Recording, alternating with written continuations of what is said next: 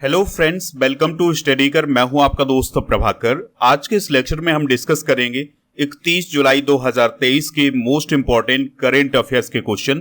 तो आप इस पूरे लेक्चर को बहुत ही ध्यान से लास्ट तक जरूर देखिएगा। आज का पहला और इंपॉर्टेंट क्वेश्चन है, इसरो ने सिंगापुर के कितने उपग्रह लॉन्च किए हैं? आंसर हो जाएगा 7 उपग्रह। तो अभी हाल ही में इसरो के द्वारा सिंगापुर के 7 उपग्रह लॉन्च किए गए हैं। 30 जुलाई 2023 को इसरो ने श्रीहरिकोटा अंतरिक्ष केंद्र से सिंगापुर के 7 सैटेलाइट सुबह 6:30 पर लॉन्च किए हैं। एक और पॉइंट याद रखिएगा कि जो श्रीहरिकोटा अंतरिक्ष केंद्र है ये आंध्र प्रदेश में है।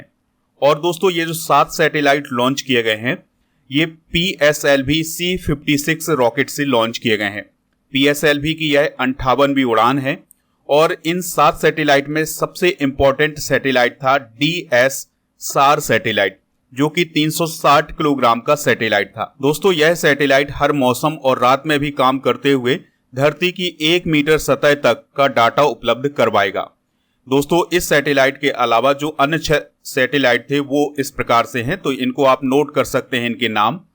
बात आई है इसरो की, तो इसरो का फुल फॉर्म होता है इंडियन स्पेस रिसर्च ऑर्गेनाइजेशन। इसकी स्थापना 15 अगस्त 1969 को हुई थी। इसके संस्थापक हैं विक्रम साराभाई। इसका मुख्यालय है बेंगलुरु, कर्नाटक में, और इसके वर्तमान में अध्यक्ष हैं S सोमनाथ।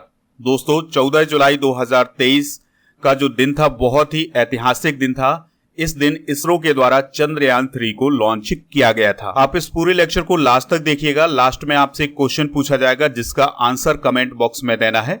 अगर आप चैनल पर पहली बार आए हैं तो सब्सक्राइब कर लें, बेल आइकन भी दबा लें, जिससे आपको समय पर और सबसे पहले नोटिफिकेशन मिल सकेगा।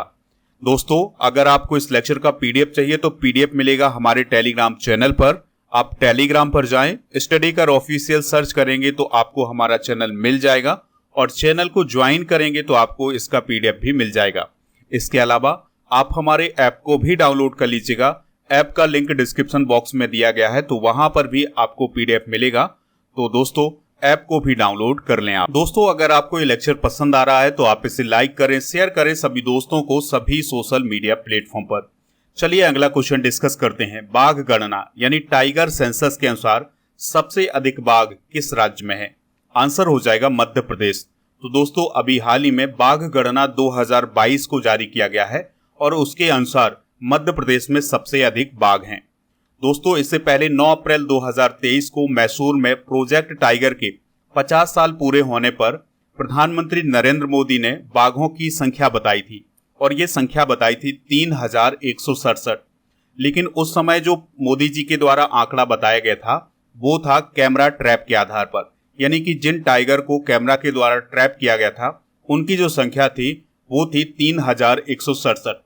लेकिन अब 29 जुलाई 2023 को केंद्रीय वन राज्य मंत्री अश्विनी कुमार चौबे जी के द्वारा एक बाघ रिपोर्ट जारी की गई है, जिसमें कैमरा ट्रैप और गैर कैमरा ट्रैप बाघों की संख्या बताई गई है। दोस्तों, इस रिपोर्ट के आधार पर बाघों की जो संख्या है वो है 3682। इससे पहले 2018 में जो गणना की गई थी उसके अनुसार बाघों की संख्या थी 2967। ठीक है, तो ये अब एक नया आंकड़ा है। अगर आपसे क्वेश्चन पूछा जाए कि भारत में बाघों की संख्या कितनी है 2022 की गणना के अनुसार, तो वो है 3682। दोस्तों, इस रिपोर्ट में ये बताया गया है कि बाघों की जो संख्या है वो हर साल 6.1% की दर से बढ़ रही है, और पिछले 4 सालों में बाघों की जो संख्या है उसमें 715 की बढ़ोतरी हुई है। यानी 2018 से और जो 2022 के आंकड़े आए हैं उसमें 715 का अंतर है, यानी 715 बाघ अतिरिक्त हैं 2022 की गणना में। दोस्तों, यह बाघों की कुल जनसंख्या में पिछले 4 सालों में 24% की वृद्धि को दर्शाता है। यानी पिछले 4 सालों में बाघों की जो संख्या है उसमें 24% की वृद्धि हुई है। और मध्य प्रदेश की बात करें तो मध्य प्रदेश 785 बाघों के साथ फिर से टाइगर स्टेट बन गया है। यानी कि जो 2018 में आंकड़े आए थे उसमें भी मध्य प्रदेश टाइगर स्टेट था, और अब जो 2022 के आंकड़े आए हैं इसमें भी मध्य प्रदेश टाइगर स्टेट बन गया है।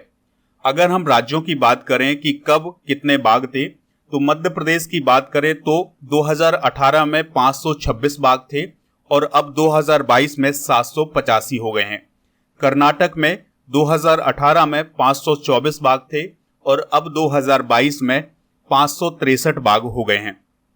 उत्तराखंड की बात करें तो उत्तराखंड में 2018 में 442 बाघ थे और अब 2022 में 560 बाघ हो गए हैं। महाराष्ट्र की बात करते हैं तो महाराष्ट्र में 2018 में 312 बाघ थे और अब 2022 में 444 हो गए हैं। इसी प्रकार से तमिलनाडु में 2018 में 264 बाघ थे और अब 306 बाघ हो गए हैं। तो ये सभी आंकड़े आप नोट कर सकते हैं। सबसे अधिक बाघ आबादी वाले टाइगर रिजर्व भी डिस्कस करते हैं तो जिम कॉर्बेट में सबसे अधिक बाघ हैं 260, फिर इसके बाद है बंदीपुर जो कि कर्नाटक में है, यहाँ पर है 150, और नागरहोल जो कि कर्नाटक में है यहाँ पर है 141, और बांधवगढ़ जो कि मध्य प्रदेश में है यहाँ पर है 135। तो ये हैं सबसे अधिक बाघ आबादी वाले टाइगर रिजर्व। दोस्तों, देश में किस प्रकार से बाघों की संख्या बढ़ी है, चलिए इसको भी डिस्कस करते हैं। तो 2006 में बाघ थे 1411, फिर जो 2010 की गणना आई उसमें बाघों की संख्या हो गई 1706। इसके बाद 2014 में जो आंकड़े आए थे उसमें बाघों की संख्या 2226 बताई गई। फिर 2018 के जो आंकड़े आए उसमें बाघों की संख्या 2967 बताई गई और 2022 के जो आंकड़े हैं उसमें बाघों की संख्या 3682 है। तो दोस्तों, इस प्रकार से हमारे देश में बाघों की संख्या बढ़ी है। नेक्स्ट क्वेश्चन है, महाराष्ट्र का पहला उद्योग रत्न पुरस्कार किसे मिलेगा? आंसर हो जाएगा रतन टाटा जी को। महाराष्ट्र के जो उद्योग मंत्री हैं उदय सामंत, तो उन्होंने कहा है कि महाराष्ट्र सरकार ने दिग्गज उद्योगपति और टाटा सन्स के मानद चेयरमैन रतन टाटा को पहला उद्योग रत्न पुरस्कार दिया जाएगा।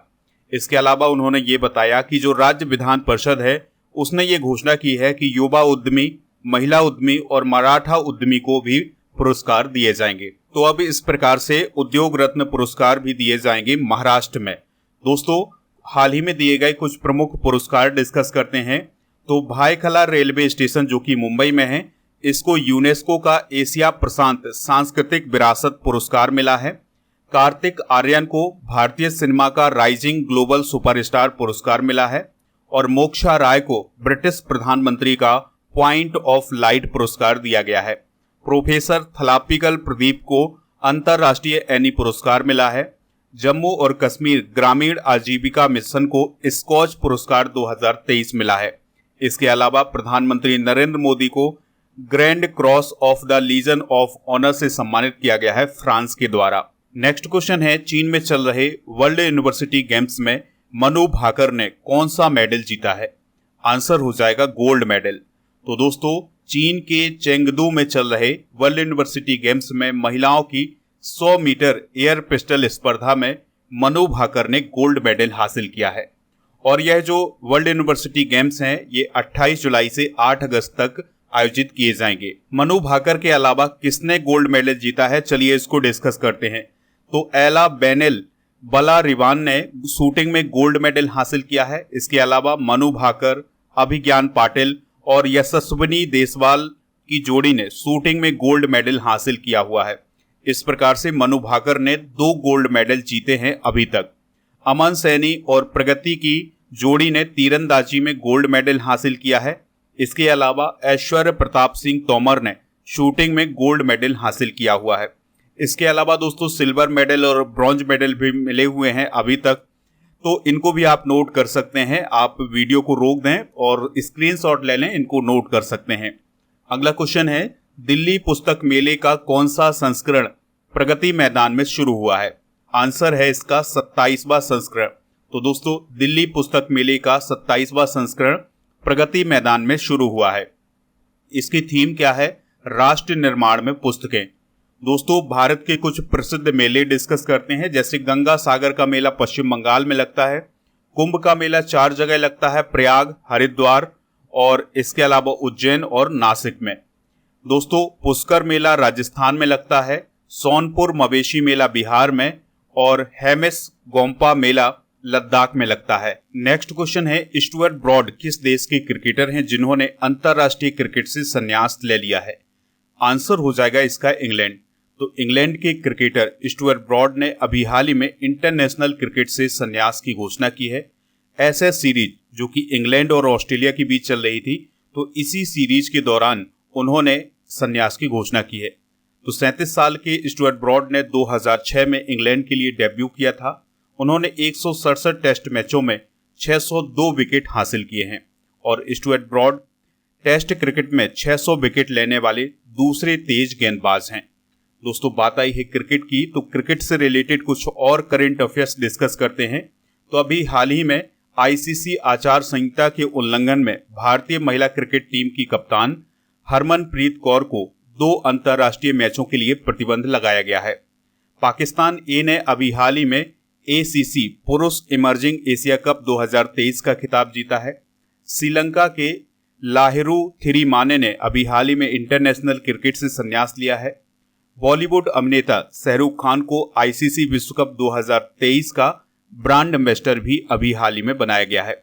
इसके अलावा विराट कोहली 500 अंतर्राष्ट्रीय मैच खेलने वाले 10वें क्रिकेटर बने हैं। नेक्स्ट क्वेश्चन है, किस संगठन ने वैश्विक शिक्षा निगरानी रिपोर्ट 2023 में स्कूलों में स्मार्टफोन पर प्रतिबंध का आग्रह किया है? आंसर हो जाएगा यूनेस्को। तो यूनेस्को के द्वारा अभी हाल ही में एक रिपोर्ट जारी की गई है। इस रिपोर्ट का नाम है शिक्षा में प्रौद्योगिकी, जिसकी शर्तों पर एक उपकरण। तो इस रिपोर्ट में ये कहा गया है, पूरी दुनिया से ये आग्रह किया गया है यूनेस्को के द्वारा कि स्कूलों में स्मार्टफोन पर प्रतिबंध लगाया जाए, यानी कि ग्लोबल प्रतिबंध लगाया जाए स्मार्टफोन पर। यानी पूरी दुनिया में जितने भी स्कूल हैं उनमें स्मार्टफोन पर जो पढ़ाई हो रही है उस पर प्रतिबंध लगाया जाए। हुआ क्या है कि इस रिपोर्ट में कहा गया है कि बच्चों की डिजिटल प्रौद्योगिकी पर निर्भरता कम करने की आवश्यकता है। बच्चे स्मार्टफोन का अधिक उपयोग कर रहे हैं, जिससे उनके शैक्षणिक प्रदर्शन पर प्रभाव पड़ रहा है। इसके अलावा भावनात्मक क्षमता पर भी नकारात्मक प्रभाव पड़ रहा है। इसलिए यूनेस्को ने ये आग्रह किया है। बात आई है यूनेस्को की, तो यूनेस्को का फुल फॉर्म होता है United Nations Educational, Scientific and Cultural Organization. इसकी स्थापना 16 नवंबर 1945 को हुई थी और यह संयुक्त राष्ट्र की एक विशेष एजेंसी है। मुख्यालय इसका पेरिस, फ्रांस में है और इसके महानिदेशक हैं ऑन्द्रे अजोले। और दोस्तों, इस संगठन में वर्तमान में 193 सदस्य हैं और 11 सहयोगी सदस्य हैं। नेक्स्ट क्वेश्चन है, भारत का पहला मत्स्य पालन अटल इनक्यूबेशन सेंटर किस राज्य में स्थापित किया जाएगा? आंसर हो जाएगा इसका केरल में। तो दोस्तों, नीति आयोग के अनुदान से Kerala university of fisheries and ocean studies में मत्स्य पालन में भारत का पहला अटल इनक्यूबेशन सेंटर स्थापित किया जाएगा और नीति आयोग के द्वारा इस सेंटर को स्थापित करने के लिए 10 करोड़ का अनुदान दिया गया है। दोस्तों, इस सेंटर के स्थापित होने के बाद मत्स्य पालन के क्षेत्र में नवाचार को बढ़ाने का मौका मिलेगा और उद्यमशीलता को बढ़ाने का भी मौका मिलेगा। तो ये जो अटल इनक्यूबेशन सेंटर है, ये कहां पर स्थापित किया जाएगा? Kerala university of fisheries and ocean studies में। दोस्तों, बात आई है केरल की, तो राजधानी इसकी तिरुवनंतपुरम है। आरिफ मोहम्मद खान यहाँ के वर्तमान में राज्यपाल हैं। मुख्यमंत्री हैं पिनाराई विजयन। ऑफिशियल पक्षी है यहाँ का ग्रेट हॉर्नबिल। और यहाँ पर प्रमुख नदियां हैं पेरियार नदी, भरतपुझा नदी, पंबा नदी, चलियार नदी और चालाकुडी नदी। केरल से रिलेटेड कुछ इंपॉर्टेंट करेंट अफेयर्स डिस्कस करते हैं। तो केरल पूरी तरह ई शासित राज्य अभी हाल ही में बना है। एक पंचायत एक खेल मैदान योजना केरल में शुरू की गई है। पानी की समस्या से निपटने के लिए केरल में जल बजट अपनाया गया है। शिक्षा मंत्रालय के आंकड़ों के अनुसार केरल सबसे अधिक साक्षर राज्य है और अट्टुकल पोंगल केरल राज्य में मनाया जाता है। केरल के पहले अशोक चक्र विजेता हवलदार एलवी डिक्रूज का अभी हाल ही में निधन हुआ है। तो ये सभी इंपॉर्टेंट पॉइंट केरल से रिलेटेड आप नोट कर सकते हैं। नेक्स्ट क्वेश्चन है, स्टैंडर्ड चार्टर्ड रिसर्च के अनुसार भारत की जीडीपी किस वर्ष तक 6 ट्रिलियन डॉलर तक पहुंच जाएगी? आंसर है इसका 2030 तक। तो दोस्तों, स्टैंडर्ड चार्टर्ड रिसर्च के अनुसार 2030 तक भारत की जो जीडीपी है वो 6 ट्रिलियन डॉलर तक पहुंच जाएगी और इसकी उम्मीद भी जताई जा रही है। वर्तमान में भारत की जीडीपी 3.5 ट्रिलियन डॉलर की है। तो ये पॉइंट भी आप नोट कर लें। नेक्स्ट क्वेश्चन है, Asia transition finance study group में शामिल होने वाला भारत का पहला सदस्य कौन बना है? तो वो बना है पीएफसी। कौन बना है दोस्तों? पीएफसी। पीएफसी का फुल फॉर्म क्या है? पावर फाइनेंस कॉरपोरेशन लिमिटेड, यानी पीएफसी। तो यह Asia transition finance study group में शामिल होने वाला पहला भारतीय भागीदार बना है। यानी पहली ऐसी कंपनी है जो कि इस ग्रुप में शामिल हुई है। और एशियाई देशों में टिकाऊ ट्रांजिशन फाइनेंस को बढ़ावा देने के लिए जापानी अर्थव्यवस्था, व्यापार और उद्योग मंत्रालय के द्वारा इस ग्रुप को बनाने की पहल की गई थी। बात करते हैं पीएफसी की, यानी पावर फाइनेंस कॉरपोरेशन लिमिटेड की। तो इसकी स्थापना जुलाई 1986 में की गई थी और इसके अध्यक्ष हैं और एमडी हैं रविंदर सिंह ढिल्लो। दोस्तों, अब हम कल के करंट अफेयर्स को रिवाइज करते हैं, फिर इसके बाद जनरल नॉलेज के पिटारे को डिस्कस करेंगे। लास्ट में आपसे एक क्वेश्चन पूछेंगे जिसका आंसर आपको कमेंट बॉक्स में देना है। कल का पहला क्वेश्चन था, अंतरराष्ट्रीय बाघ दिवस कब मनाया जाता है? 29 जुलाई को। वर्ल्ड सिटीज कल्चर फोरम में शामिल होने वाला पहला भारतीय शहर कौन बना है? बेंगलुरु। भारत की पहली ऑनलाइन गेमिंग अकादमी किस राज्य में खोली गई है? मध्य प्रदेश में। किस राज्य में बाल श्रमिक विद्या योजना का विस्तार किया जाएगा? उत्तर प्रदेश में। विश्व मानव तस्करी निरोधक दिवस कब मनाया जाता है? 30 जुलाई को। किस रेलवे स्टेशन को यूनेस्को का एशिया प्रशांत सांस्कृतिक विरासत पुरस्कार अवार्ड ऑफ मेरिट मिला है? भायखला रेलवे स्टेशन, मुंबई को। एशियन पेंट्स कंपनी के नए अध्यक्ष के रूप में किसे नियुक्त किया गया है? आर शेषसाई को। एडीबी और भारत सरकार के बीच किस राज्य के लिए 295 मिलियन डॉलर के ऋण समझौते पर हस्ताक्षर किए गए हैं? आंसर हो जाएगा बिहार। कौन सा राज्य बाल विवाह के खिलाफ सितंबर 2023 में अभियान शुरू करेगा? असम। कारगिल एक यात्री की जुबानी पुस्तक के लेखक कौन है? ऋषि राज। दोस्तों, आज के जनरल नॉलेज के पिटारे में हम डिस्कस करेंगे भारतीय संविधान की सभी अनुसूचियां। तो 12 अनुसूचियां हैं हमारे भारतीय संविधान में। तो हम देखेंगे कि किस अनुसूची में किस बात का वर्णन किया गया है। जैसे पहली अनुसूची में देश और 28 राज्यों का उल्लेख किया गया है। दूसरी अनुसूची में वेतन, भत्ते और पेंशन का वर्णन किया गया है और तीसरी अनुसूची में शपथ संबंधित उल्लेख किया गया है। चौथी अनुसूची में राज्यसभा की सीटों का उल्लेख किया गया है। पांचवी अनुसूची में अनुसूचित जाति और जनजाति क्षेत्रों के प्रशासन की बात की गई है।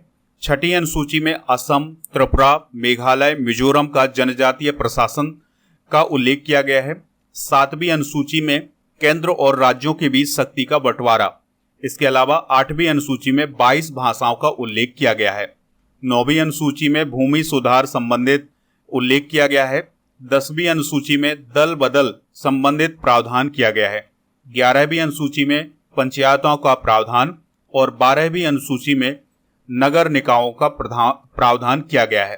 तो ये है हमारे भारतीय संविधान की 12 अनुसूचियां। दोस्तों, कल के करंट अफेयर्स में जो क्वेश्चन पूछा गया था उसका आंसर है 29 जुलाई। तो लगभग सभी लोगों ने इसका आंसर 29 जुलाई दिया हुआ है। इसी प्रकार से दोस्तों, आपसे जो क्वेश्चन पूछा जाए उसका आंसर आप कमेंट बॉक्स में जरूर बताइएगा। आज का क्वेश्चन है, बाघ गणना यानी टाइगर सेंसस के अनुसार सबसे अधिक बाघ किस राज्य में है? जो भी इसका राइट आंसर हो कमेंट बॉक्स में जरूर बताइएगा। हमें इंतजार रहेगा आपके आंसर का। मिलते हैं नेक्स्ट वीडियो में। जय हिंद, वंदे मातरम।